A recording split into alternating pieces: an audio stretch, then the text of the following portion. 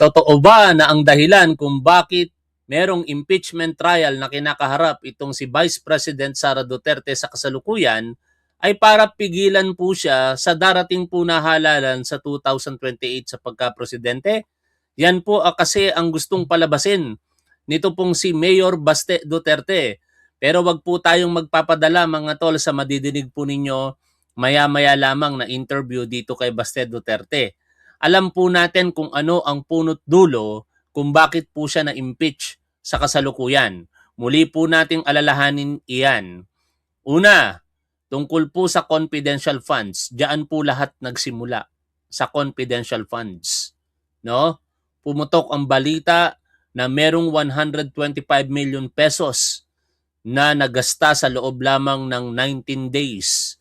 Pero napag-alaman kinalaunan na ito pala ay hindi 19 days sapagkat inamin mismo ng nagdedepensa sa budget noon na si Congresswoman Stella Kimbo na 11 days daw po nagasta ang 125 million pesos confidential funds.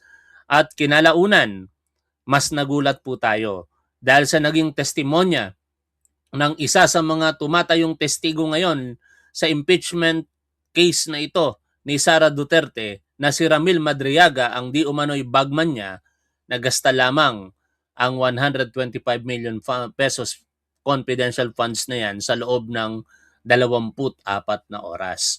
At syempre, diyan na po nagkahalungkatan. Nahalungkat ang 612.5 confidential funds na budget ng DepEd at ng OBP, and in the process of determining kung yan po ba ay makatwiran at may katotohanan ba, no, yung mga paggasta, nagkaroon ng hearing diyan po sa House of Representatives na nagdulot dito po kay Sara Duterte eventually ng pagme-meltdown. At sa kanyang series of meltdown na yan, ito na ngayon yung naging basihan ng isa po sa articles of impeachment, yung pagbabanta sa buhay ng ating Pangulo, ng ating unang ginang at ng dating speaker na si Martin Romualdez. Hanggang sa marami pang mga natuklasan. Kaya in total, bibilisan ko na lamang ang pag-alala, 4 na articles of impeachment ang naiharap dito po kay Sara Duterte na ngayon nililitis na po ng impeachment court. Kaya ito pong balita na atin pong re-reaksyonan, kaugnay po ng mga pahayag ni Baste Duterte, para sa aking pananaw, hindi po ito totoo. Hindi po ako naniniwala sa mga sinasabi niya.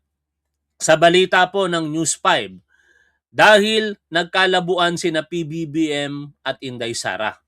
Naniniwala si Davao City Mayor Baste Duterte na ang punot dulo ng impeachment trial laban sa kanyang kapatid na si Vice President Sara Duterte ay mapigilan ang pagtakbo nito sa 2028 presidential elections.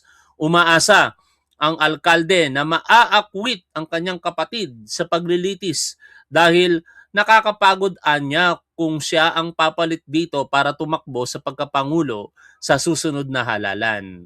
Wala namang komento si Baste hinggil sa isinagawang 3 araw na rally ng Iglesia ni Cristo. Pasensya na kayo, pakinggan po natin ang tinig ni Mayor Baste Duterte. Ng impeachment against Vice President Sara Duterte, your sister, do you have any thoughts or reaction in as far as the trial is going at the moment? Ako hindi ako nanonood. Kasi nung simula pa lang, when did this impeachment campaign begin? It was, 3 years ago. Even nung simula pa lang ng termino ni Marcos yan. Yan na naman itong mga tatanga-tangang DDS. Tingnan nyo nga kung ako, di hamak, no? Kung ikukumpara ang itsura, hindi ako pogi at pogi si Baste Duterte. Pero tingnan nyo naman mga tol, paghambingin nyo naman ang mukha ko sa kanya at mukha itsura nitong si Baste Duterte. Sino ba sa tingin po ninyo ang mukhang bangag? Tingnan ninyo, no? Ako, hindi ako maharap sa camera nang nag-aayos pa, as is ito. Mga tatanga-tangang DDS, tingnan nyo nga. Ako, wala akong mga tattoo sa katawan, no? Hindi ako naninigarilyo. Bihirang-bihira ako uminom ng alak. Hindi nyo ako makikitang gaganong-ganon, no? Tapos habang pumihit-hit ng hindi ko malaman kung sigarilyo ba yon o kung ano man. O, di ba? O, ngayon, bangag pa din ako sa paningin ninyo, mga tatanga-tangang DDS. O, anyway, balik po tayo dito. Nung nagkalapuan na, andyan na yung usapang impeachment against the Vice President for what? The confidential funds. Ngayon, dinadagdagan nila na kung ano-ano na lang pwedeng idagdag, di ba? Well, gusto nila na may impeachment para masunod yung gusto nila. It's not about really, like the Vice President defending herself, but it's about putting her sa lugar kung saan nila gusto na nandyan siya. Kasi kaya nga nila ini-insist yung impeachment na yan kasi they want to remain in power. Gusto nila sila. That's all that I can say. Pag pumayag yung mga tao, wala na kami magawa. Sir, ano po yung reaction ninyo doon sa Ang masakit na katotohanan, Baste Duterte, hindi naman tao ang magde-decide sa impeachment trial ni Sara Duterte. Sa totoo lang, kung tao lang ang tatanungin mo, malamang sa malamang impeach itong si Sara Duterte. Hindi tao I'm sorry, tao pala tong mga senator judges. Ibig sabihin ko, hindi taong bayan. No? Kung taong bayan ang masusunod, minority lang kayong mga DDS, majority ayaw sa inyong mga Duterte, impeach na impeach itong si Sara Duterte. Kaso lang mga senator judges no? At mukhang mahihirapang makakuha ng bilang ang conviction. Malamang sa malamang, acquittal pang mauuwi dito.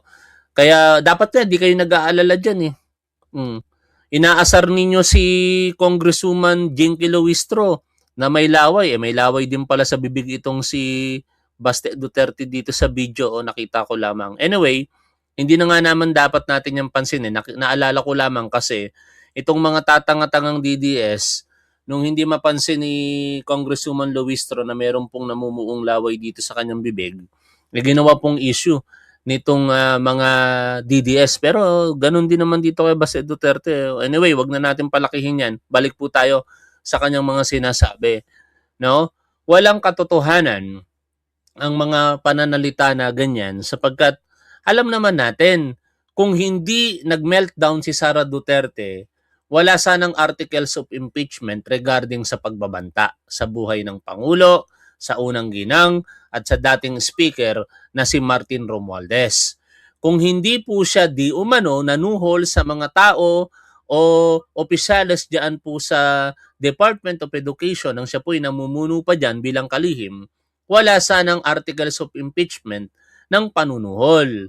Kung hindi po siya sinungaling sa pagdedeklara ng kanyang SALN at sinabi niya lamang ang lahat ng kanyang mga yaman doon, wala sanang articles of impeachment para sa ill-gotten wealth.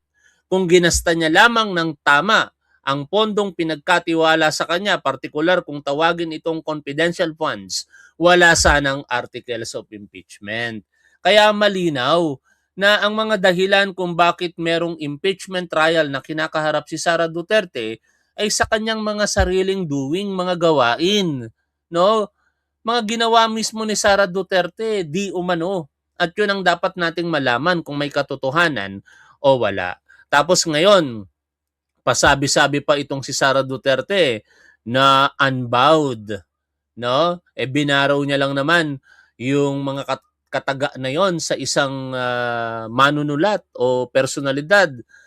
2 century na yata ang nakakalipas kasi 1920s pa yata or 1820s, no, yung Invictus na poem